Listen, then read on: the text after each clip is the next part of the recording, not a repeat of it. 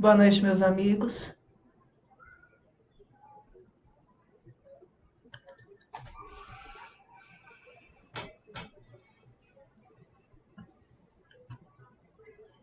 Boa noite, meus amigos.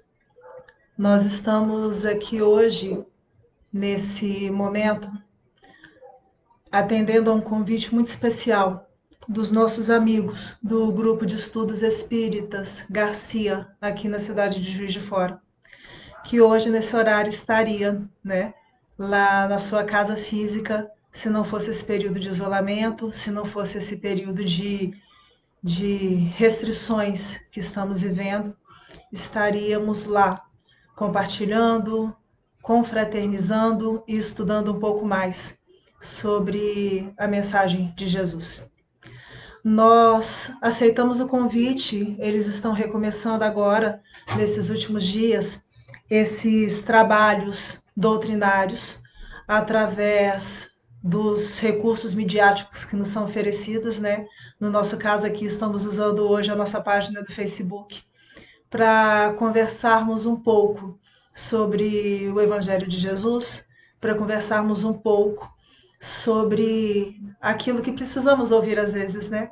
E pedimos que os nossos irmãos que nos acompanham da espiritualidade superior possam nos intuir com relação àquilo que é mais útil para cada um de nós. Nesse momento em que fomos solicitados para essa fala, nós resolvemos buscar um fragmento do livro Celeiro de Bênçãos, da Joana de Ângeles, porque esse livro é muito rico, são várias mensagens relativamente curtas, no máximo umas 3, 4 páginas, mas onde são trazidas informações muito claras, ligadas à nossa realidade, ligadas às nossas dificuldades, àquilo que precisamos de alguma forma ter próximos, né, das nossas vivências. E uma característica que é muito boa dessas falas da Joana de Ângeles é que normalmente ela começa os seus textos no Celeiro de Bênçãos, isso vai ser muito comum, da mesma forma que acontece no Convites da Vida, ela geralmente apresenta para a gente situações que têm a ver com a nossa realidade, com as vivências que nós estamos enfrentando, e depois ela traz o ensinamento evangélico por trás daquilo.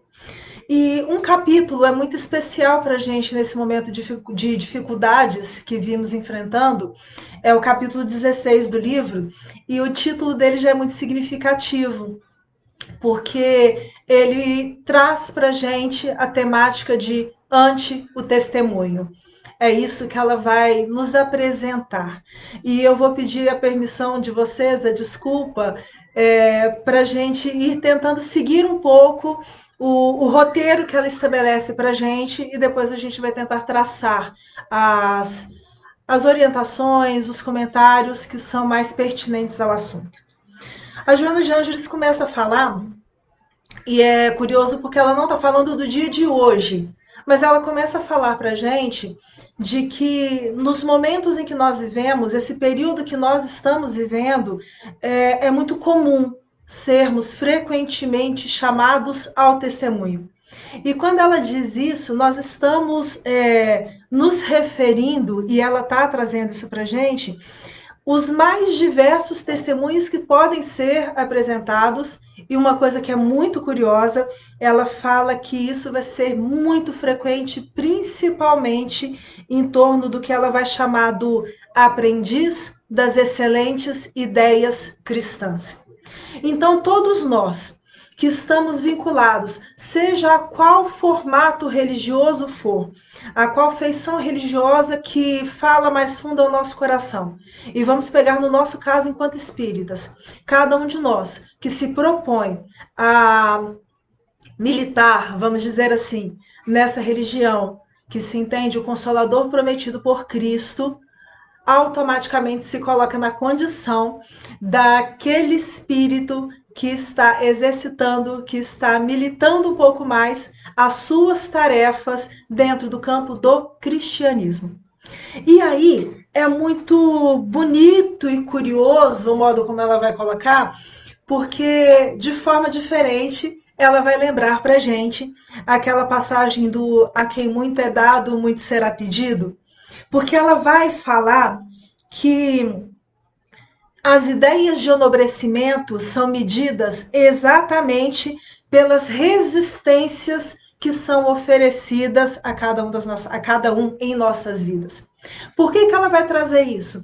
Porque cada um de nós, enquanto aprendiz, precisa passar de alguma forma por testes. Só que nem sempre esses testes se apresentam para nós da forma como nós gostaríamos que eles viessem. Aliás, vamos falar a verdade, a maior parte de nós, quando estávamos na escola comum, né, os testes que eram apresentados para a gente eram sempre esperados com muita tensão, com muita ansiedade. E nós, enquanto aprendizes do Evangelho, enquanto aprendizes do cristianismo redivivo, estamos também passando pela situação de sermos testados frequentemente.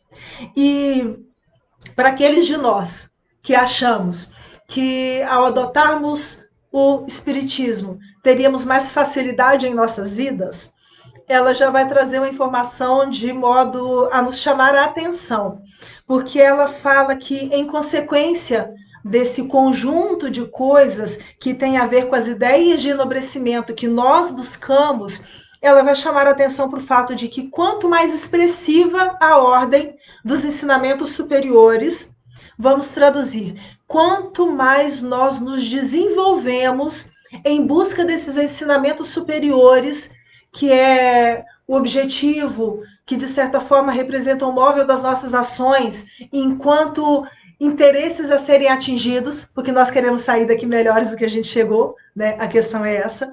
Quanto mais expressiva a ordem desses pensamentos superiores, mais expressiva vai ser também as resistências que nós teremos que vencer. E aí, antes da gente chegar nas situações em que nós estamos vivendo hoje, no meio dessa pandemia toda, nós vamos analisar algumas questões que são muito úteis nesse ponto. Primeiro, cada um de nós, quando passamos pela necessidade de uma mudança concreta em nossa vida, geralmente temos aqueles ao nosso lado que estão lutando e torcendo para que a gente vença, para que a gente consiga caminhar, para que a gente consiga vencer mais aquele obstáculo. Ao mesmo tempo, tem pessoas que estão vinculadas a nós e que não é por desamor, é muito pelo contrário. Às vezes, por nos amarem tanto, querem que nós permaneçamos junto com eles, já que eles têm alguma dificuldade de crescimento nesse momento. Imagina a situação daquele aluno que está passando de série, mas que tem uma série de colegas dele que vão ficar retidos um pouco mais na série anterior, e é óbvio que esses amigos que vão ficar retidos vão ficar saudosos da sua companhia, nesse sentido que a gente está querendo dizer. Então, nesses casos, é muito comum que a gente sofra resistência com frequência do próprio meio ao qual a gente está vinculado, porque são pessoas que sabem que se nós mudarmos, consequentemente, isso vai gerar neles também uma necessidade de mudança e muitas vezes não se sentem em condições disso.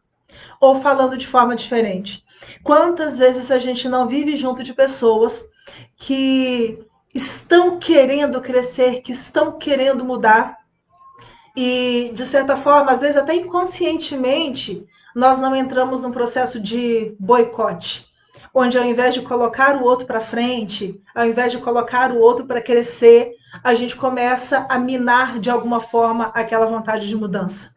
Ah, Rogério, mas você está exagerando, não é muito bem assim não. Infelizmente é. Sabe por quê? Tem a ver com aquela dificuldade que o outro está enfrentando e ao invés de eu virar para ele, você vai conseguir, você vai vencer, eu colocar ao contrário e as falas virem apresentadas em situações do tipo, eu te falei que você não ia conseguir. Ou então, viu, você sempre tenta e você nunca consegue. Nós ainda temos uma dificuldade muito grande de darmos o reforço positivo para aquele que está à nossa volta. Da mesma forma que em muitas situações sentimos necessidade desse reforço positivo e, infelizmente, o que temos ao nosso redor são amigos, irmãos, companheiros que, por estarem vivendo em dificuldade, acabam transmitindo para cada um de nós as dificuldades que eles trazem. Mas a Joana vai falar disso, desse testemunho que se nos é apresentado, para que a gente entenda também o nosso papel no meio em que nós estamos vivendo e nesse período em que cada um de nós está vivendo. Porque ela vai lembrar que o teste é que vai definir a aprendizagem do educando. Ela vai lembrar que a prova é que vai mostrar mais claramente a capacidade de ascensão daquele que está passando por aquele tipo de avaliação para uma nova condição, para um novo patamar, para uma outra forma de existência. E ela vai mencionar, pescando um pouquinho no decorrer da história, que as provas que a gente vive hoje, elas são um pouco diferentes das provas que a gente vivenciava, vamos dizer assim, nos séculos e séculos atrás. Antigamente, a gente vivia, e aí alguns podem virar, né? Antigamente, tudo bem. Ela fala que a gente não tem mais a arena do sacrifício como era comum a tantos cristãos lá atrás. Não temos aquela arena clara onde éramos jogados às feras. Mas quantas vezes não criamos arenas onde sentimentos são colocados em combate, onde opiniões são levadas a situações tão tensas e difíceis a ponto de famílias se desagregarem hoje em dia. Mudou, de certa forma, o cenário. E talvez aquela crueldade toda, aquela agressividade toda que era comum àquele meio social, esteja hoje disfarçado ou metamorfoseado pelas novas funções que a própria sociedade passa para a gente. Não lidamos mais com a questão do sacrifício, como acontecia antigamente na época dos primeiros cristãos, mas talvez exatamente pela mudança de formato, alguns sacrifícios hoje aparecem de formas muito mais pungentes e muito mais doloridas. E por quê? Porque ninguém vê. Porque ninguém vê. Né? Quando a gente fala das grandes dores da alma, são dores que não são compartilhadas com ninguém.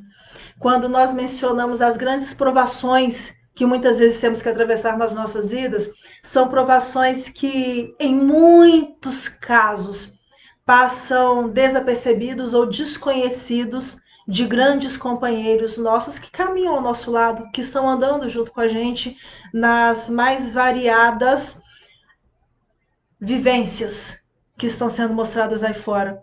Quantos de nós temos amigos, temos irmãos, temos parentes que talvez estejam passando por tormentos íntimos profundos e que muitas vezes só nos damos conta da gravidade desses problemas quando eles já vêm sendo enfrentados, olha, há muito e muito e muito tempo.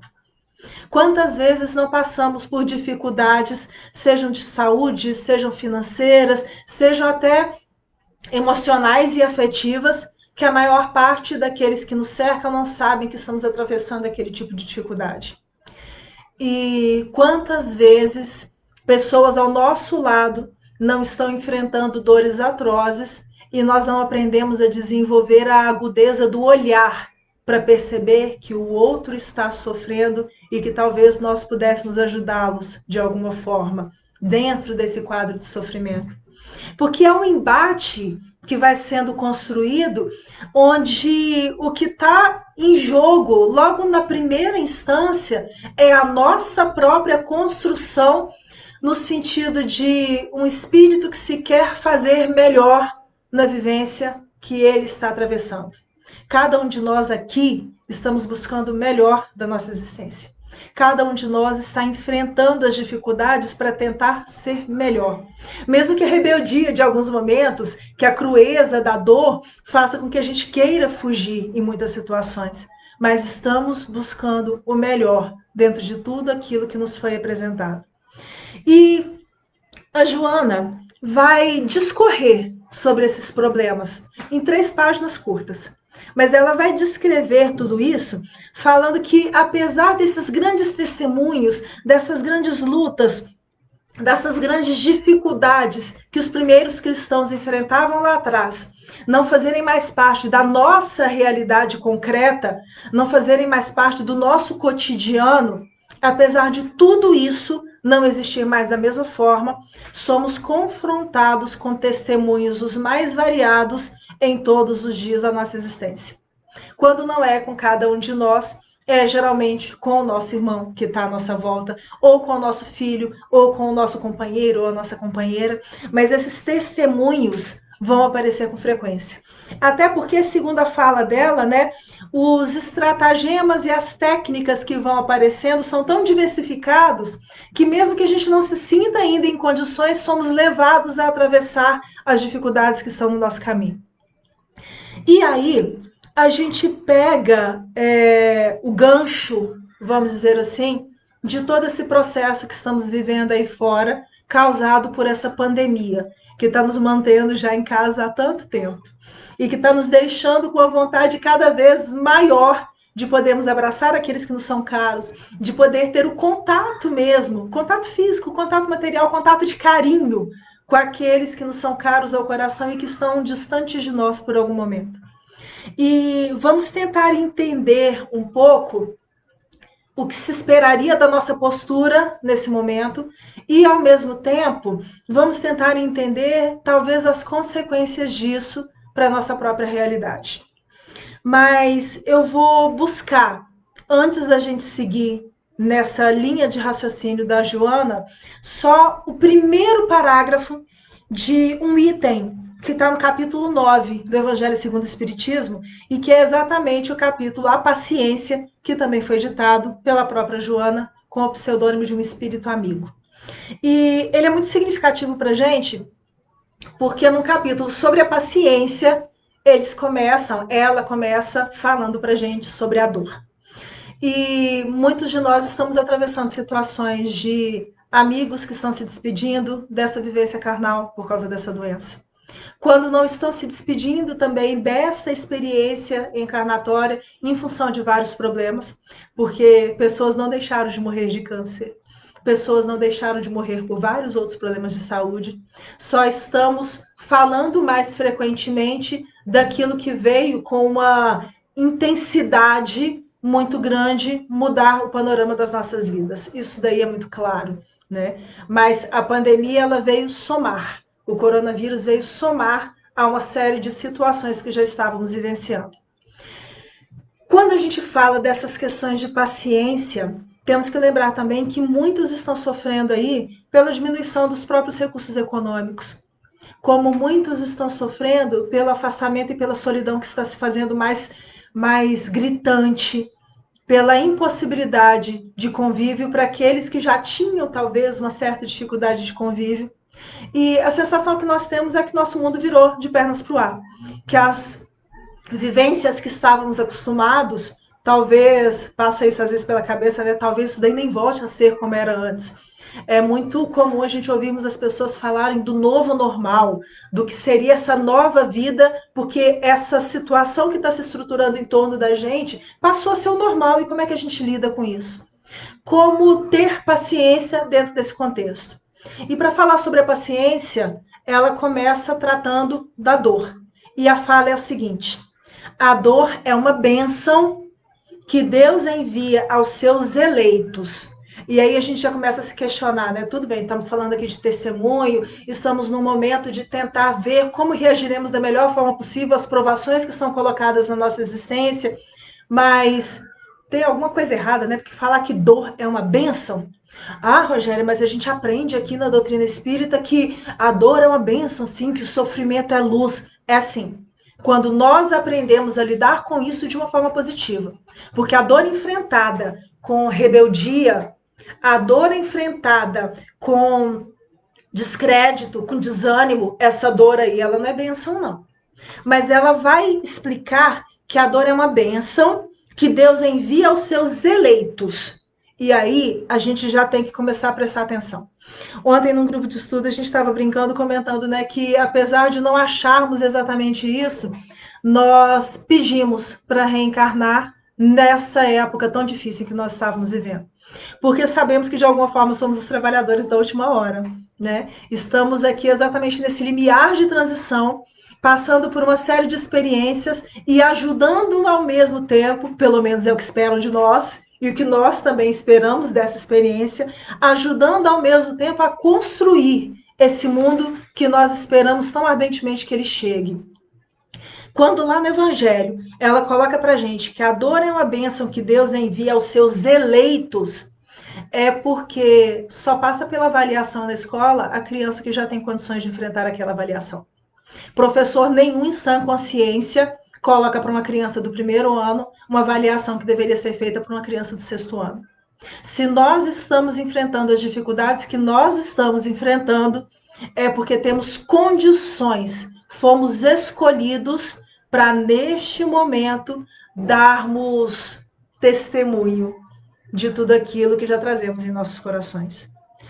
Continua ainda, não vos aflijais, não vos aflijais, pois, quando sofrerdes, mas bendizei ao contrário o Deus Todo-Poderoso que vos marcou pela dor neste mundo para a glória no céu. Que nos marcou pela dor neste mundo para a glória no céu. Muito bem, vamos fazer uma pausa.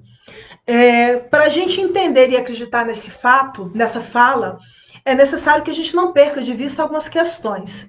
Por exemplo, temos que ter a consciência e a certeza de que somos espíritos imortais numa experiência encarnatória durante este espaço de tempo. Se não acreditarmos nisso, não tem por que eu entender que a dor é uma bênção.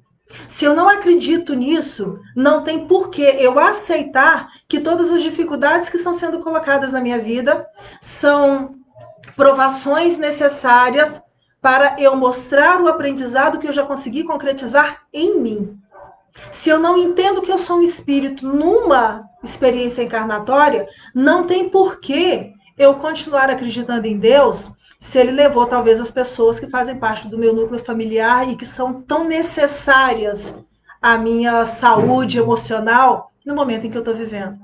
Se eu não acredito que eu sou um espírito em uma experiência corpórea, não tem motivo algum para eu entender que talvez um filho meu, tratado com tanto carinho, com tanto amor, vai ser levado de mim para outras experiências e eu entender isso e aceitar isso como sendo ainda um exemplo da misericórdia divina. Se a gente não consegue entender a nossa condição de espírito encarnado nesse momento, não adianta nem a gente falar de dor.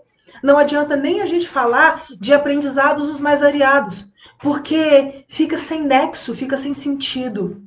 Então, quando a Ivone vai comentar, quando a Joana vai comentar com a gente sobre essa questão da necessidade do testemunho, quando ela vai comentar com a gente sobre esse papel da dor, sobre esse papel da paciência, ela está falando para espíritos imortais. Ela está falando para seres que entendem que estão aqui aprendendo alguma coisa neste momento. E aí, quando a gente fala desse aprendizado, e em momentos de isolamento, vem-nos à mente talvez o carro-chefe dessa proposta, né? Porque o que vimos nos últimos anos ser comentado e ser muito discutido nos meios educacionais é o fato de como que as famílias estavam se tornando distantes, de como que estava sendo cada vez mais frequente a diminuição da convivência saudável entre pais e filhos. Seja pelos mecanismos tecnológicos que estavam à disposição, seja pela imposição da necessidade do próprio trabalho, da própria sobrevivência, seja por uma série de elementos que eram colocados à nossa volta, que nós entendíamos como sendo urgentes e necessários para a nossa sobrevivência, e que, na maioria das vezes, fazia com que não percebêssemos claramente aquilo que estávamos perdendo. Era muito comum, enquanto professora, a gente discutia isso muito frequentemente, né? E até como evangelizador dentro das casas espíritas, nós comentarmos como que às vezes as crianças estavam se sentindo sozinhas, pela dificuldade da própria condição social mesmo, dos pais terem que passar mais tempo fora de casa do que dentro de casa, e muitas vezes pais estarem também tristes e deprimidos porque não estavam acompanhando o crescimento dos filhos. E o primeiro presente que a pandemia dá para a gente é a possibilidade de estarmos em casa junto dos nossos familiares. A primeira oportunidade que a providência divina coloca nas nossas mãos nesse momento é a chance de estarmos juntos com todo o tempo necessário para conhecermos melhor aquele que está dividindo as paredes junto conosco. Aí pode virar, né, Rogéria, mas tem o tal do home office que está matando todo mundo aí do coração, porque parece que a gente tem menos tempo ainda. Sim, muitos de nós estão tendo que trabalhar muito dentro das suas casas, o que não impede que a gente dirija o olhar para aquele que é mais importante. O que não vai impedir que a gente possa, se for da nossa vontade, perceber ou a alegria, ou a dor, ou a tristeza do outro. E isso nos remete muito, até em questões de reflexão mesmo, a um outro capítulo da Joana de Ângeles, nesse mesmo Celeiro de Bênçãos, onde ela vai falar do sucesso. O capítulo é ante o sucesso. E nesse capítulo eu gosto muito dessa passagem, já mencionei algumas vezes, mas ela vai falar de tudo aquilo que é considerado uma vida de sucesso para os padrões de hoje. O trabalho que se sonha, o casamento dos sonhos, aquela vida social que se espera, aquela exposição que faz com que a pessoa seja bem-sucedida, e vai mencionando também, né, os recursos financeiros, a roupa da moda, o carro disso, o carro daquilo. E aí, num determinado ponto, depois de apresentar tudo isso que o mundo chama hoje de uma vida de sucesso, ela faz uma pergunta muito simples. O que seria daqueles pequeninos que estão à tua retaguarda e que dependem de ti, se tivesses todo o sucesso que desejas? Será que se a gente tivesse aquele trabalho dos sonhos, a gente teria o tempo necessário ou a condição necessária para dar a atenção que o nosso pai, que a nossa mãe, que talvez estejam passando por uma dificuldade ou outra, necessitam? Será que a gente teria condições de acompanhar o crescimento dos nossos filhos da forma como a gente sente que é importante para a gente hoje? Será que a gente teria condições de desempenhar as tarefas na casa espírita ou na sociedade, na comunidade onde a gente vive, e que a gente sabe que é importante para uma série de pessoas que dependem daquele braço, daquele ombro, daquele carinho? Será que a gente teria essa condição? Será que se lá atrás eu tivesse tido a chance de ter aquele relacionamento que eu sonhei e eu não tive, será que eu poderia ter me dedicado da forma como eu me dediquei a tantas pessoas que passaram pelo meu caminho? Eu sei que são só serás, né? Mas é um sinalzinho de que a misericórdia divina é tão sábia e é tão frequente e presente em nossas vidas que coloca nas nossas mãos exatamente as ferramentas que são necessárias para que a gente possa viver e crescer da melhor forma possível. Quando a Joana vai falando ainda dessas dificuldades da vida, desses testemunhos, ela lembra que muitas matérias, muitos elementos que nós vemos hoje na natureza e que são vistos por cada um de nós com um olhar de beleza ou com um olhar de admiração, eles só chegam àquela condição depois de terem enfrentado sofrimentos os mais variados. E ela vai lembrar da própria forja que tempera o aço, ela vai lembrar do próprio moinho que deixa o trigo na condição exata, ela vai lembrar do próprio fogo que vai fazer com que os diversos metais atinjam a consistência necessária.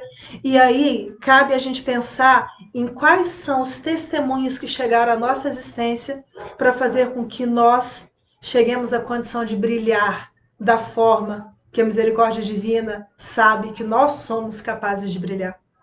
E aí, nós nos recordamos de algumas histórias que são passadas para a gente, principalmente através da Lavra de Humberto de Campos. E nós vamos fechar todo esse conjunto de coisas mostrando duas versões diferentes de uma mesma personagem, mas que são colocados em dois livros distintos.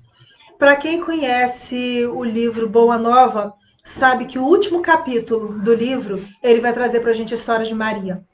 E ele fala para a gente, ele começa narrando no Boa Nova, exatamente aquele momento quando Maria está diante da cruz, relembrando, rememorando tudo aquilo que ela tinha vivido com seu filho. Ele vai comentar que, resgatando, né, as histórias que são contadas na espiritualidade, que quando Maria se vê diante do seu filho naquela condição tão sofrida, ouvindo, né, aquela fala que ao mesmo tempo que é libertadora, traz por um lado um sentimento profundo de perda, de transmissão da maternidade e da filiação, que era dele, Jesus, para João, desde aquele momento em que ele sugere, né, mãe, eis aí teu filho, filho, eis aí tua mãe, ela vai se dando conta de tudo aquilo que tinha significado a vivência do Cristo, de todos os testemunhos que eles tinham enfrentado juntos, porque ela tinha acompanhado a sua existência inteira. O Humberto de Campos narra que depois da crucificação, depois da ressurreição, daquele período, né, em que eles ainda permaneceram juntos por um tempo, porque Jesus sabia que era necessário preparar aquele grupo de homens e mulheres para darem continuidade ao seu trabalho de alguma forma, e por isso fazia-se necessária a presença mais marcante dele ainda por um tempo. O Humberto de Campos vai comentar que ela volta para junto dos seus parentes, ainda saudosa, sem saber muito bem como é que ela ia continuar a sua vida, né? Como que ela ia dar continuidade à sua existência.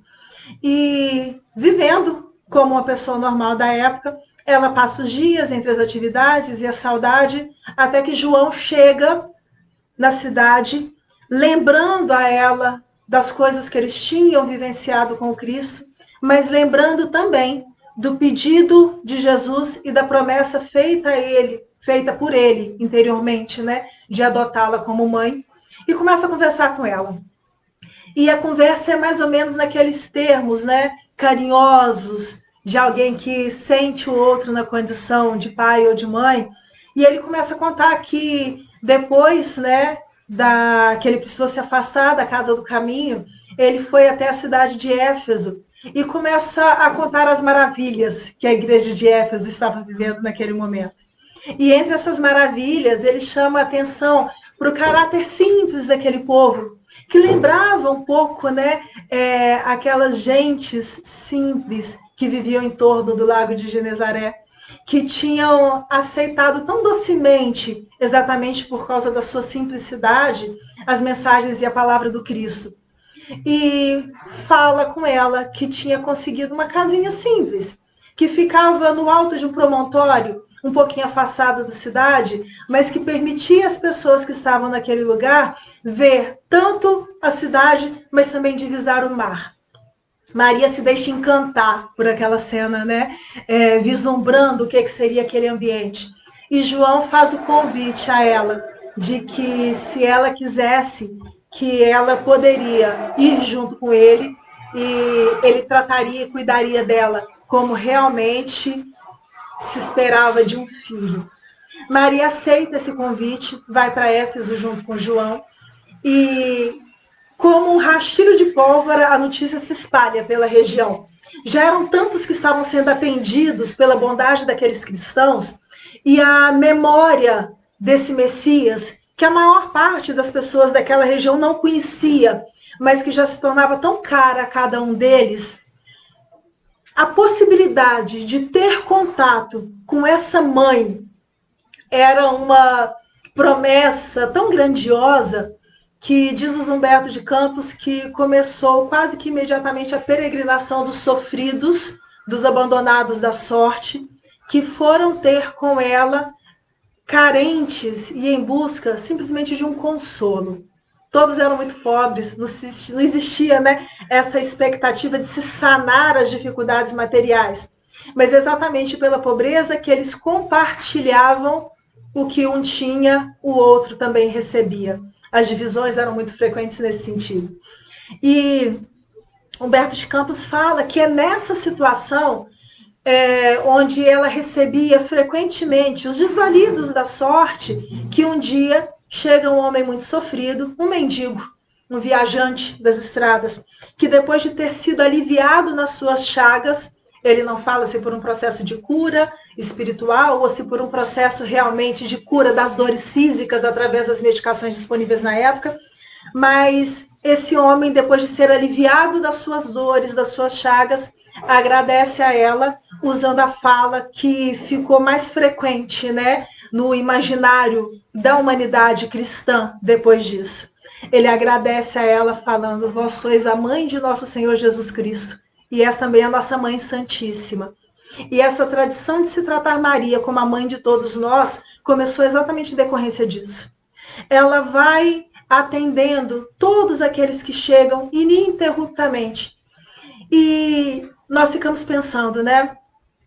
Uma mãe de um espírito da envergadura do Cristo, que teria acompanhado toda a sua história, que teria compartilhado com ele de toda essa ambiência, né? Porque a Amélia Rodrigues fala que era impossível ficar indiferente à figura do Cristo. Ou o medo fazia com que as pessoas se afastassem dele, ou o encantamento era de tal forma que as pessoas não conseguiam nunca mais esquecer da sua presença. Imagina ser mãe numa condição dessas. E a gente passa pela cabeça, né? Porque quantos de nós, quando enfrenta algum tipo de dor ou algum sofrimento nesse sentido, não se deixa machucar tanto que ao invés de voltar para a vida, se esconde da vida? Maria fez exatamente o contrário. Ela se doa a cada um daqueles, exatamente em função da memória, da lembrança que a doação completa que foi a vida de Jesus tinha deixado para ela. E Humberto de Campos narra de uma forma lindíssima que um dia, depois de ter atendido o último doente, ela já cansada, e foi um dia em que as lembranças estavam mais doídas, e ela profundamente saudosa daquela presença do Cristo, se deixa ficar num banquinho na frente da casa, está olhando o entardecer e vê um último viajante subindo em direção àquela estrada. E ela se prepara para atender mais um. Só que, curiosamente, aquele homem chega e não pede nada. Senta do seu lado, começa a conversar com ela e começa a falar com ela da grandiosidade de Deus, da grandeza do universo, da perfeição da natureza. E ele diz que Maria fica ouvindo aquela conversa e achando muito curioso, porque era a primeira vez que alguém vinha para dar alguma coisa e não para pedir alguma coisa. Da mesma forma em que ela começa a se questionar aonde que ela já tinha ouvido antes aquela inflexão de voz, aquela ternura, aquele carinho que ela conseguia perceber. Quando ela se dá conta de que alguém muito especial estava visitando naquele momento. A cena narra exatamente o desencarne de Maria. Ela faz como se fosse jogar aos pés do Cristo, se ajoelhar diante do Cristo, mas diz nas tradições contadas na espiritualidade que nesse momento Jesus se ajoelha diante dela e fala que era da vontade de Deus que no seu reino ela fosse a rainha. Ela se desfalece nesse momento e começa o processo de desligamento dela. E aí a gente vira, né? São histórias de amor profundas, mas são histórias de amor que a gente vai vendo a construção de todo um processo de caminhada de uma criatura, mas Humberto de Campos numa outra narrativa, que para mim está no livro, no Roteiro de Jesus, e o capítulo que traz essa narrativa para a gente vem com o título de A Escrava do Senhor, e está também no livro Lázaro Redivivo, porque no Roteiro de Jesus eles fizeram a compilação de várias histórias relacionadas ao Cristo e condensa todas elas no mesmo livro. O seu compilador, o seu organizador, que é o Gerson Simões Monteiro, ele faz um resgate das narrativas sobre o Cristo que estão espalhadas na obra do Humberto de Campos e reúne todas no Roteiro de Jesus. Mas nesse A Escrava do Senhor, dá para a gente a dimensão concreta do que é o ser humano diante do testemunho. Porque a narrativa do final do Boa Nova é o exemplo de alguém que, depois de ter sofrido toda aquela dificuldade, escolhe um caminho e segue aquele caminho. O que não significa que não houve sofrimento, que não houve dor. E uma dor de uma forma quase que atroz. Porque no Lázaro Redivivo, o Humberto de Campos conta que Maria estava hospedada na casa de Maria Marcos, que era irmã de Barnabé, como ela fazia tantas vezes quando eles iam até Jerusalém. Eles eram aparentados e, sem saber muito bem o que estava acontecendo, num dia normal, recebe a visita de João Evangelista, do jovem João, que, muito assustado, chega para ela para contar que Jesus havia acabado de ser preso. Maria leva aquele choque, não entende muito bem o que está acontecendo, do motivo pelo qual seu filho teria sido aprisionado. Afinal de contas, a história daqueles últimos 3 anos da vida de Jesus era só história de bênçãos. E a quantidade de pessoas que ele tinha ajudado, e a quantidade de pessoas que tinham sido curadas por ele, de endemoniados que tinham sido salvos, ela vai pensar que motivo que existe para isso estar acontecendo com meu filho. Mas ela se lembra do momento em que ela recebeu aquele anúncio do anjo Gabriel, dizendo que ela receberia o Filho de Deus. E Deus não ia desamparar o seu filho. Ela entra para o recinto onde era permitido, entra em oração e aguarda, porque ela sabia que Deus salvaria o seu filho. Na continuidade dos fatos, algumas horas depois, João chega para dar mais notícias e comenta que Jesus tinha sido levado ao sinédrio e que as pessoas estavam exigindo, os doutores da lei estavam exigindo que o julgamento fosse feito. Maria sente de novo aquele baque no coração, aquela angústia do momento de dor, mas entrega novamente a sua alma a Deus, ora, confia e aguarda. As horas vão se passando. Ela tenta visitar Jesus junto à prisão, mas não deixam que ela chegue perto da cela onde ele estava. Ela vê de longe ele sendo açoitado e doloridamente levanta de novo o seu pensamento a Deus, pensando, sabe aquela coisa assim, não, porque Deus está cuidando dele, ele é o enviado de Deus, ele veio aqui para fazer todas essas coisas boas que todo mundo viu, não é possível, Deus vai salvá-lo, em algum momento vai acontecer alguma coisa e ele vai ser salvo. Maria acreditava nisso. Mas o tempo continua. Jesus é levado até diante de Pilatos, que lava as mãos. A multidão, ensandecida, escolhe Barrabás e Maria, de novo, se dirige ao Todo-Poderoso, não questionando, mas, Senhor, eu sei que o Senhor está preparando o momento certo para salvar o meu filho. Eu tenho certeza de que isso vai acontecer. Porque o Senhor não teria trazido Salvador para Israel se fosse para esse Salvador morrer desse jeito. Não é assim que as coisas deveriam se processar. Não é assim que deveria se proceder aquele final de história. E ela sabia que Jesus seria salvo. Mas João chega novamente e dá para ela a notícia de que a condenação havia saído e que Jesus ia ser crucificado. Ela sobe a rua em direção ao Gólgota, junto com tantos outros que estavam indo da mesma forma. E vocês me perdoem, mas o finalzinho da história eu vou ler do texto, porque eu não tenho a poesia do Humberto de Campos e nem a pretensão de conseguir falar da mesma forma que ele. Por que não a ouvira o poderoso Deus? Que fizera para não lhe merecer a bênção? Desalentada, ferida, a outra história começa a partir desse ponto. Ouvi a voz do filho recomendando-a aos cuidados de João, o companheiro fiel. Registrou-lhe humilhada as palavras derradeiras. Por que a humilhação? Porque Jesus estava abrindo mão da condição de mãe que ela tinha para ele. Jesus, quando dá João para ela enquanto filho e ela para João enquanto mãe, estava abrindo mão daquilo de mais importante que ela tinha dado para ele o tempo inteiro. É sofrido. Imagina um filho que vira para a gente e fala, olha, a partir de hoje não dá mais. No entendimento dela, a princípio, foi isso que tinha acontecido. Registrou-lhe humilhada as palavras derradeiras.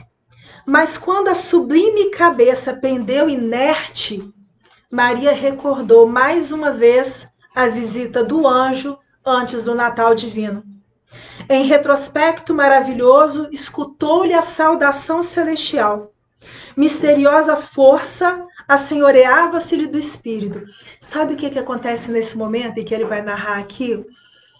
Maria lembra que quando aquele anjo chegou para dar para ela a notícia de que ela seria mãe do Salvador, ela estava recebendo alguém que não pertencia a ela.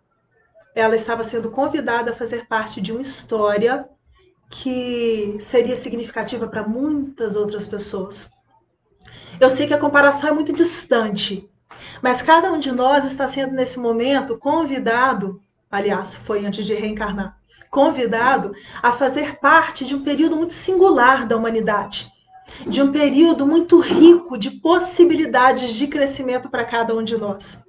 Quando Maria se lembra da fala do anjo, ela está lembrando exatamente disso.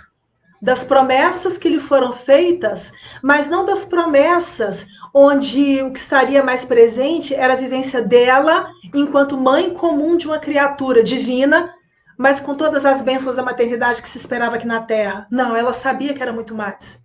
Cada um de nós, de alguma forma, sabe que antes de reencarnar recebeu um convite muito especial.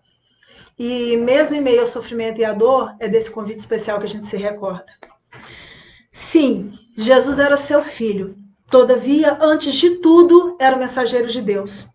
Ela possuía desejos humanos, mas o Supremo Senhor guardava eternos e insondáveis desígnios. O carinho materno poderia sofrer, contudo, a vontade celeste regozijava-se. Poderia haver lágrimas em seus olhos, mas brilhariam festas de vitória no reino de Deus. Suplicara, aparentemente em vão, porquanto certo, o Todo-Poderoso atendera-lhe os rogos, não segundo os seus anseios de mãe, e sim de acordo com seus planos divinos. Deus está ouvindo cada uma das nossas orações, mas está ouvindo enquanto Pai da humanidade, e não enquanto aquele ser que vai atender aos nossos caprichos materiais. Foi então que Maria, compreendendo a perfeição, a misericórdia e justiça da vontade do Pai, ajoelhou-se aos pés da cruz e, contemplando o filho morto, repetiu as inesquecíveis afirmações: Senhor, eis aqui tua serva, cumpra-se em mim segundo a tua palavra. Que nós possamos usar esse fragmento da história trazida por Humberto de Campos como um alento em meio a tantas dificuldades que estamos vivendo, de forma a nos fazer recordar que estamos dentro de um processo e somos agentes desse processo. As dificuldades aí fora são muitas, muito maiores em número do que somos capazes de aquilatar no nosso pensamento comum. Mas estamos aqui com todas as ferramentas necessárias para agirmos de forma concreta e correta diante dos testemunhos que nos são apresentados. Eu queria aqui agradecer o convite dos nossos amigos do Grupo de Estudos Espíritas Garcia pela oportunidade de estarmos relembrando algumas das histórias que são caras ao nosso coração. E não estamos, neste momento, dentro de uma casa espírita, pelo menos não no sentido das paredes de uma casa fisicamente construída, mas estamos ligados em pensamento e em afeição a todos aqueles nossos irmãos que da espiritualidade dirigem todas essas casas. E encerrando a nossa participação singela da noite de hoje, nós vamos pedir que, em oração, possamos agradecer a misericórdia divina.